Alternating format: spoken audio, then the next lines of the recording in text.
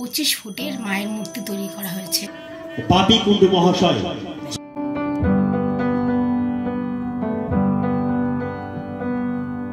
আজকে কালী পুজো, এই বছরটা না রজত জয়ন্তী উপলক্ষে, অর্থাৎ 25 বছর পূর্তি হয়েছে আমাদের এই গোমা আদর্শপল্লী ক্লাবের।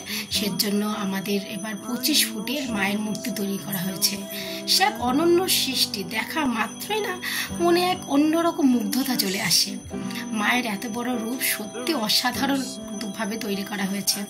আর এই মূর্তিটা না এখান থেকেই তৈরি করা হয়েছে, অর্থাৎ যেখানে মায়ের মূর্তি আছে, ক্লাবের পুজো হচ্ছে, সেখানেই ধীরে ধীরে একটু একটু করে সকলে পরিশ্রম করে মাকে তৈরি করেছে। সেখানেই মূর্তিকে রং করা, মাকে শাড়ি পরানো, সমস্ত কিছু করা হয়েছে। তো এখন আমি তো রেডি হয়নি, আমি শাড়ি টাড়ি পরিনি, আমি একটু তৈরি হয়নি, তারপর আমি যাব আর আমি তোমাদেরকেও সঙ্গে নিয়ে দেখাবো আজকে। Hey guys, back to my channel. कैसे आप लोग चलना अभी আমরা তৈরি হয়ে গেছি। আমি শাড়ি পরেছি আর ওরা তিনজন পরেছে পাঞ্জাবি। সন্ধ্যে 6টার মতো বাজে, এখনই অনুষ্ঠান শুরু হয়ে যাবে, আর দেরি করলে হবে না। তবে আমাদের প্রিন্স আজকে খুব ব্যস্ত, আজকেও ভলেন্টিয়ার হচ্ছে, ওখানে সমস্ত ভিড় সামলাবে। অনুষ্ঠানে যাবার আগে পুরো বাড়িটাকে মোমবাতিতে সাজিয়ে নিলাম। এবার মনে হচ্ছে কালী পুজোর জন্য আমাদের বাড়িটিও সেজে উঠেছে। শুধু আমরা সাজগোজ করলে হবে, বাড়িটিকেও তো সাজাতে হবে। ও তো বসে থাকে আমাদের অপেক্ষায়। সময় এখন 6:30, অনুষ্ঠান শুরু হয়ে গেছে। আমরাও পৌঁছে গেছি পুজো মণ্ডপে। প্রথমেই আমরা মাকে দর্শন করাই। ভগবান শিব যথারীতি শুয়ে আছেন, আর এই হলো আমাদের আজকের 25 ফুট মায়ের মূর্তি। এক অনন্য সৃষ্টি, এক আবেগ ঘন সুন্দর মুহূর্ত।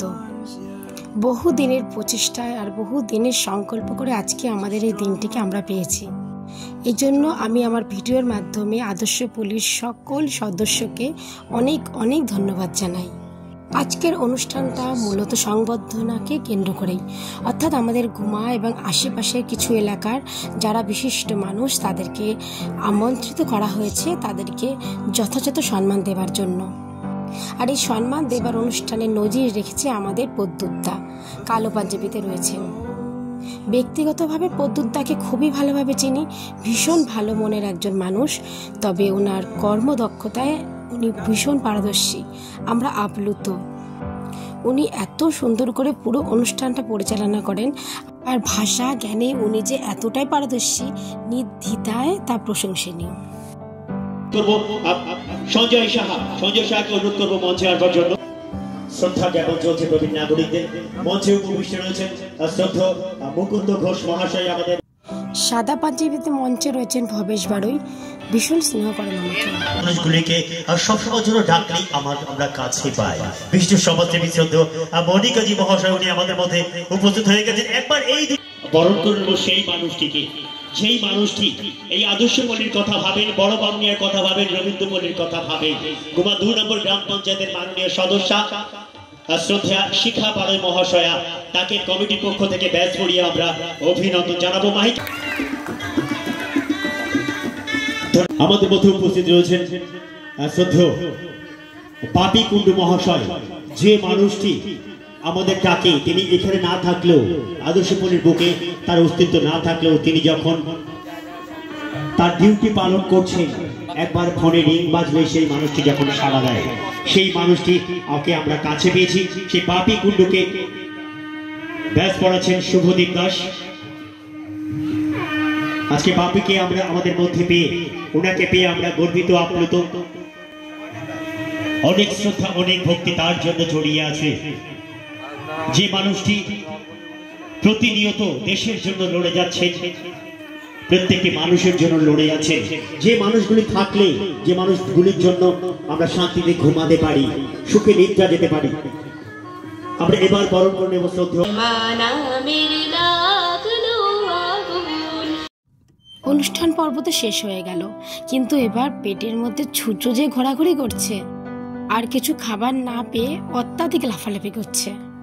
আর সেই লাফালাফিতে অতুষ্ট হয়ে আমাদের ইউভি প্রচণ্ড বায়না করছে। তাই আর দেরি নয়, রাত প্রায় 9:30 মতো বাজে। বাচ্চাদের তো খিদে পাওয়ারই কথা, ওখানে অনুষ্ঠানটা অনেক লম্বা চলছিল, তাই একটু দেরি হয়ে গেল। এটা আমাদের গুমার মধ্যেই একটা ক্যাফে, ওই যে দেখা যাচ্ছে ক্যাফেটার রান্নাঘর। তবে ক্যাফেটির অ্যাম্বিয়েন্সটা খুব সুন্দর, একটা সুন্দর ভাইবস আসছিল। প্রিন্স একটু আধটু শিখিয়েছিল A for apple, B for ball, তো মেনু কার্ডটা নিয়ে সেটাই আবার রিপিট করা হচ্ছে। ইউভি আমাদের অত শত বোঝে না, যে কোনো একটা বই পেলেই হলো, ও পড়াশোনা শুরু করে দেয়। বাচ্চাটার মুখটা শুকিয়ে গেছে, ভীষণভাবে খিদে পেয়ে গেছে। তো আজকে পুজো প্যান্ডেলে প্রিন্সও অনেকটা ভিড় সামলেছে, তার জন্য প্রিন্সেরও কিন্তু খুব খিদে পেয়ে গেছে। আজ যে কালী পুজোর রাত, রেস্টুরেন্টে অত্যাধিক ভিড়। তারা এতটা ভিড় সামলে উঠতে পারছে না, অজ্ঞতা আমাদের কিছুক্ষণ বসে থাকতেই হবে। প্রিন্সের কথায় রাজস্থানে ফিরে গিয়ে ঠিকমতো আবার পড়াশোনা শুরু করে দিতে হবে। কিছু বইপত্র তো সঙ্গে করে নিয়ে এসেছিল, কিন্তু এই যে এত পুজোয় ঘোরা, কোনো সময় মামার বাড়ি ঘোরা, কোনো সময় মাসির বাড়িতে ঘোরা, সব কিছুর মধ্যে দিয়ে পড়াশোনাটা মিস হয়ে গেছে। রাজস্থানে ফিরে গেলেই ওর সেকেন্ড টার্ম পরীক্ষা শুরু হয়ে যাবে, তখন কিন্তু ভীষণভাবে চাপের মধ্যে পড়ে যাবে। আজকে আমরা অর্ডার করেছিলাম কিছু চিকেন পকোড়া, মোমোস আর 3টে ফ্লেভারের মকটেল। ব্যাস, আজকের জন্য এতটুকু। আবার নিয়ে আসবো অন্য কোনো ভিডিও গল্পের মাধ্যমে। আমার সঙ্গে থেকে আমার ভিডিওটি দেখার জন্য তোমাদেরকে অসংখ্য ধন্যবাদ। যদি আমার ভিডিওটি তোমাদের ভালো লেগে থাকে তবে চ্যানেলটি সাবস্ক্রাইব করে একটা লাইক কমেন্ট করে দিও। আবার নিয়ে আসবো অন্য কোনো ভিডিও। ধন্যবাদ, তোমরা ভালো থেকো।